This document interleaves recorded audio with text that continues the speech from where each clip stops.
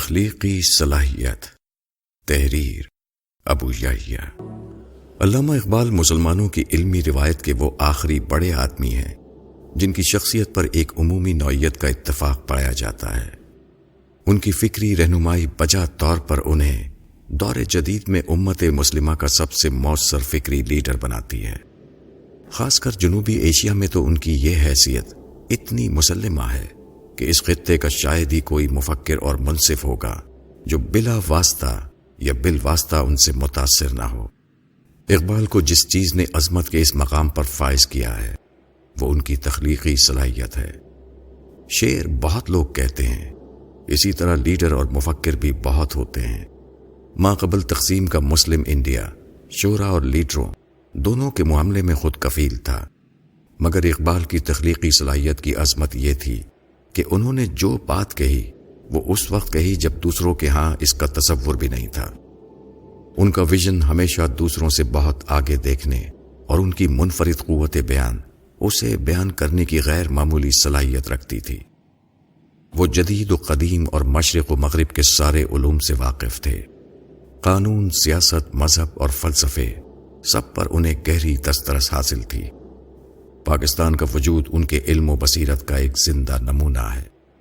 ایک مغلوب اور مایوس قوم کو معجزانہ شاعری سے زندہ کرنا، دور جدید کے تصور قومیت کے مطابق اسے ایک قوم بنانے کے لیے ملی اساس فراہم کرنا، خطبہ الہ آباد میں اس ملت کا سیاسی نصب العین واضح کرنا، حاکم انگریزوں کے سامنے اس قوم کا مقدمہ پیش کرنے کے لیے ایک بہترین لیڈر، قائد اعظم کا انتخاب کرنا، صدیوں سے تقلید و جمود میں جکڑی اس قوم کی مذہبی فکر کی تشکیل جدید کے لیے خطبات دینا، یہ وہ کارنامے ہیں جن پر جب بھی غور کیا جاتا ہے تو سمجھ میں نہیں آتا کہ ایک آدمی اس درجے کی تخلیقی صلاحیت کا مظاہرہ کیسے کر سکتا ہے۔ تاہم پاکستان کی شکل میں دنیا کے نقشے پر سب سے بڑی مسلم اور دنیا کی 5ویں بڑی ریاست کا ظاہر ہو جانا یہ بتاتا ہے کہ اقبال کتنے بڑے آدمی تھے۔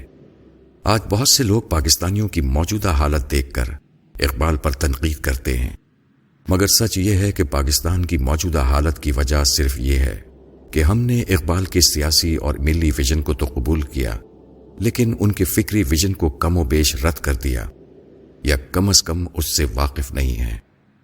اس ناواقفیت کی ایک وجہ شاید یہ تھی کہ اقبال نے اپنی فکر زیادہ تر فارسی شاعری میں پیش کی، یا پھر ان خطبات میں جن کو سمجھنا اور جن سے استفادہ کرنا اکثر و بیشتر لوگوں کے بس کی بات نہیں۔ اقبال کا وہ فکری ویژن جو ہم نے رد کر دیا اور جس کا رد کرنا ہماری تباہی کی وجہ بن چکا ہے، اسے اگر ایک لفظ میں بیان کیا جائے تو وہ تخلیقیت ہے، یعنی تقلید اور جمود کی زنجیروں کو توڑ کر ایک نئی دنیا کی تعمیر۔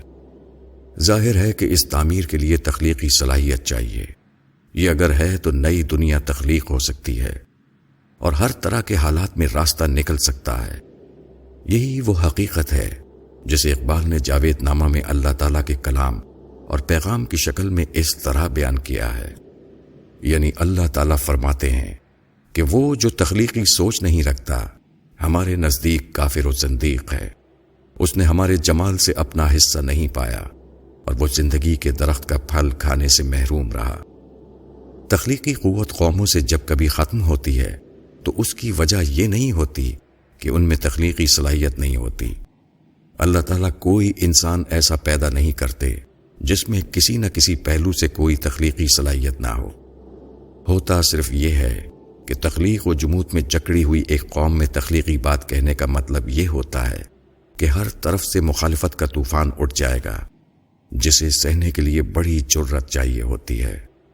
اس کے لیے انسان کو اپنی بات پر بہت اعتماد ہونا ضروری ہوتا ہے۔ یہ جرأت اور اعتماد علم سے پیدا ہوتا ہے۔